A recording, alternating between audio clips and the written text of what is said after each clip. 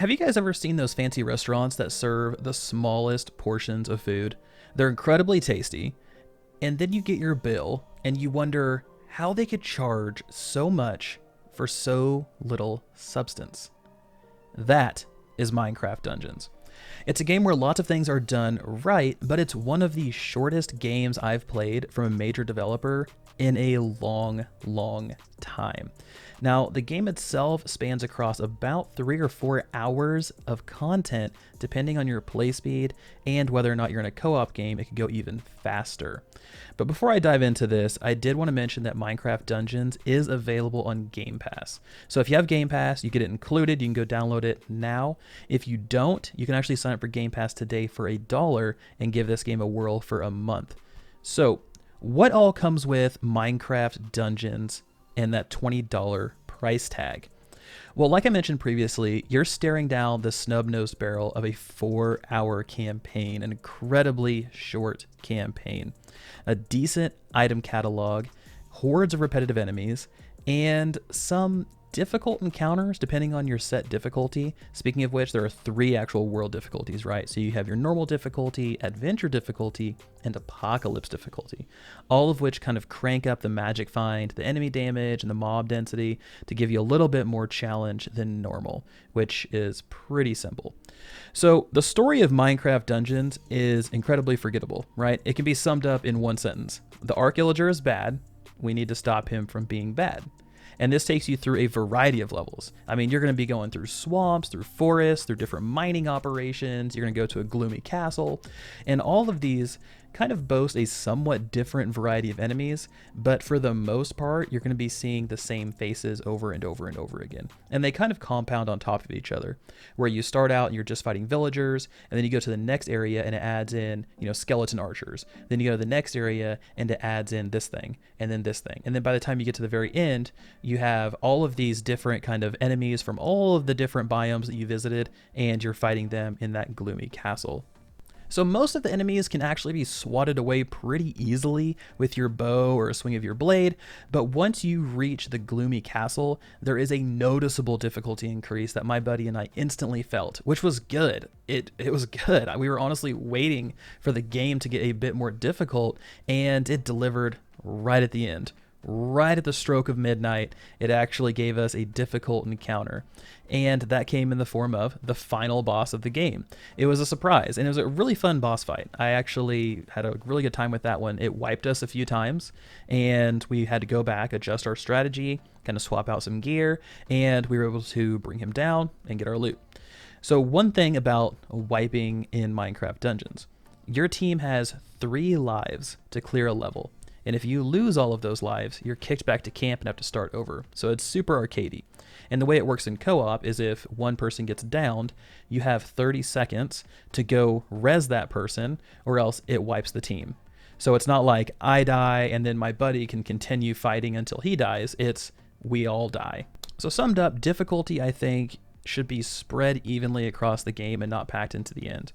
I would have really liked to see all of the boss fights have mechanics and timing like the last one did, and I feel like this is something that is going to shorten the longevity of an already short game, just because, yeah, you have that last boss that actually gives you a little bit of challenge, but everything before that, you're really just kind of either tanking and spanking, or you're hanging back and just using your bow to down the enemy, and there's not a ton of strategy involved. One thing I would have liked to see is a boss put up like a projectile shield, because projectiles, your bows, your crossbows in this game deal a decent chunk of damage. Yes, you're kind of limited in terms of having set ammo that you have to use, but at the same time, it does enough damage that you can basically sit back and just hammer a boss over and over and over again. I would have liked to see almost like a projectile shield come up. That way you can't just sit in back and use your bow, and it forces you to play outside your comfort zone. So it's one of those things where, if you're playing like a ranged character and you're trying to down a boss and they put up a projectile shield, now you have to go in there and do some melee combat, forcing you to think on your feet and to get outside your comfort zone a little bit. And they could do the same thing for melee characters, where maybe like the floor drops out around a boss and you can't get to him to melee, so you have to use your ranged approach. Things like this would add a little variety to the encounters that I think would be a welcome change. So next I want to talk about loot. And loot in Minecraft Dungeons is actually pretty interesting. So you have a small set of rarities. You have common, you have rare, and you have unique. Now, rare and common aren't all that different other than some extra enchantments and a little bit of increase to like damage or timing, things like that. So they're not exactly far apart in terms of effectiveness, but those extra enchantments are going to be key, and we'll talk about those in a minute. And then you have unique gear. These are the ones that have a built-in superpower, whether it's reducing all of your damage taken by 35%, being able to shoot multiple healing arrows, or having double damage kind of baked into a sword. These are your carrot in Minecraft Dungeons. Finding uniques to build around, craft your playstyle, and tackle harder and harder and harder content. So that's kind of the loop that they're going for here. Now, gear drops themselves are split between two sources, maps and vendors back at camp. So your typical map runs on normal, I was yielding about 5 to 7 pieces of gear. These may or may not be an upgrade, they may be scrap, but you can typically gather quite a few emeralds to spend back at camp on in-game loot boxes. Now, I call them loot boxes, they call them chests, they're basically the same thing. Now, these vendors back at your camp are essentially currency dumps. They trade your emeralds, which are a one-use currency, you don't use them for anything else, for some gear. And this gear can be an upgrade, it can be a downgrade, it can be common, rare, it can even be unique. It's truly random. And I've gotten about 1 unique out of 100 boxes so far. It was a great unique. It was a Doom crossbow. It just wiped everything out, and it was fantastic. You'd like shoot it, it would hit an enemy and just launch them into the stratosphere. It was amazing. But unfortunately, I outgrew it, so I'm looking for another one. Now, the one thing I was bummed out about is there isn't any caster gear. Like, where are the staves, the wands, the magic casting abilities? It's all melee or bows. I mean, they even have caster robes in the game, evocation robes. And I think this was a big missed opportunity. You're alienating or cutting out a huge variety of people who love to play caster style characters, myself included. And I remember I was running through a dungeon and I saw a staff drop. And it was like staff of something, and maybe it was like a lightning staff. And I was like, oh my God, look, check it out. And I like ran over and I picked it up, and I was so excited because I thought it was going to be a ranged weapon, but it wasn't. It was an artifact, and it wasn't a very good artifact. It had way too long of a wind up. And I was so bummed out because I thought I finally found a piece of caster gear, but it wasn't true. It was just an artifact. And artifacts are pieces of gear that basically function as your skills. You have 3 artifact slots, and they can be changed anytime you want. You can have 3 of the same artifact if you want to. But these artifacts are kind of what you're also building your character around, right? These are your skills. These are kind of your bread and butter. You're going to be meleeing, you're going to be, using your arrows and bows and stuff like that. But at the same time, these are your movement skills, these are your dodging skills, these are your ranged combat, these are your close quarters combat, stun. I mean, there's a whole wide variety of things that are kind of built into this artifact system that make it fairly unique. So for instance, let's say you want to play as a necromancer, right? Then you can grab the corrupted beacon artifact, a soul knife as your melee weapon, and a soul crossbow as your ranged weapon. Soul knives and soul crossbows are going to increase the amount of souls that you gather whenever you kill an enemy. So the more enemies you kill, the more souls you collect, and then your corrupted beacon, you basically use it as a giant laser beam that shoots all the way across the map, and it just shreds everything. So you can kind of be that character that can harness the power of souls to either heal yourself, to protect yourself, or to dish out damage. So those are the type of things that are pretty cool about the game that I really like. Now, I really want that sort of creativity to be spread across in multiple aspects, but at least we have it in the artifact system. So I mentioned enchantments earlier. So enchantments are your progression system within Minecraft Dungeons. You level up, you get an enchantment point, which can be used to unlock certain traits for your gear. As you get higher, you'll see gear with more enchantments available to add, up to a maximum of 3. Now, most of the time, you're going to have a choice between 3 enchantments for each slot. So 9 total enchantments that you choose 3 out of. And once you've chosen that enchantment, then you can't go back. You will continue to upgrade that enchantment because each one has 3 levels. So you're going to be able to, let's say you choose Poison Cloud.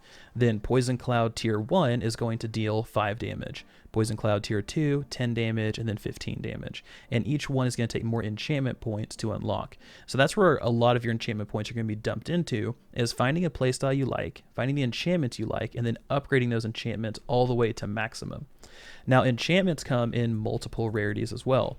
Most of the ones you're going to see have common enchantments, but every now and then you're going to come across a piece of gear, a weapon that's going to have a powerful enchantment. Those are ones that have a much, much higher ceiling than their common counterparts. Enchantments are going to come in a variety of shapes and sizes. You can drop an AoE poison cloud, like I mentioned, when you swing your melee weapon. You can increase its baseline damage with something called sharpen, or you can add an echo to your attacks for a chance to deal double damage.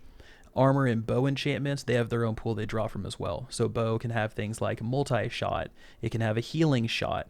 Armor can have different auras, it can have damage reduction, things like that are all kind of baked into these. So find the ones you like, build around them, and continue to look for them. Now, each piece of gear is going to roll differently. So if you pick up one piece of mercenary armor and look at it, let's say it has 2 enchantments. So it doesn't even have a full 3 on the first slot. But then you pick up another piece of mercenary armor and it has 6 enchantments to choose from.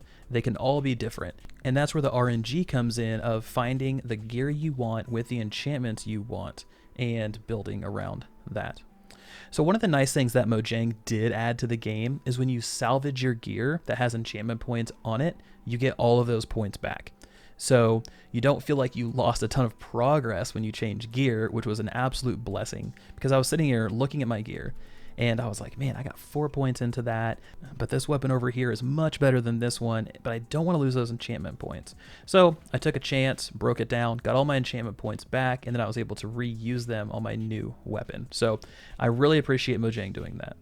Now, what does the future hold for Minecraft Dungeons?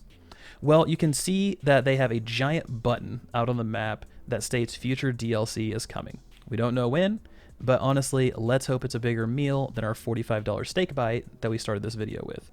Because right now, if they come out with another 4-hour campaign, then I just don't see a bright future for Minecraft Dungeons. It's hard to say, but they're going to need to bring the heat on the next one.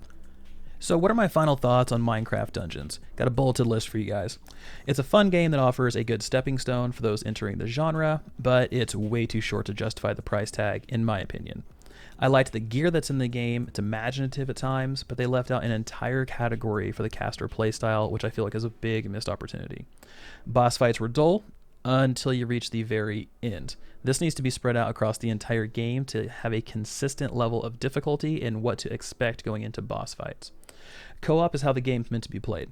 It cranks up the fun. It's just a blast to be running around, killing stuff with your buddies, and seeing all the different cool loot that they get. I do want to see a deeper progression system added, something like a talent tree to really help visualize and feel your character growth. You know, enchantment points are fun, but they really kind of miss the mark on progression. I feel like I'm getting a UI currency that I can basically just throw out there. And talent trees, something like that, I want to be able to choose where my points go, to have my character grow. I want to see some passive things to work towards. You know, it's always nice getting a sword that drops that has that enchantment you want on it, but at the same time, I want something to work towards. You know, at 30 points, I unlock this, and that's what motivates me. So right now, do I recommend Minecraft Dungeons in its current state? Not for $20. I do not recommend the game for $20. I feel like that's a bit high.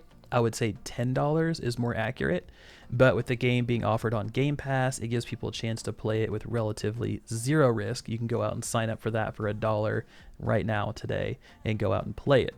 But I do want to hear from you guys. So for those of you that picked it up, those of you guys that are out there playing it, what do you guys think so far about Minecraft Dungeons? Has it been a nice change of pace? Are you guys enjoying it? I know a lot of people are playing it with their kids, which is fantastic. I think that's really where this game fits very well, is if you have children in your home that you really want to play some games with, but you're worried about, you know, violence or blood or things like that. This really helps kind of combat that and ease them into gaming, but also give enough that parents can still have a good time too. So I do want to hear from you guys. As always, this has been Vulkan. Thank you so much for joining me today. I appreciate all the support, and I will talk to you guys next time.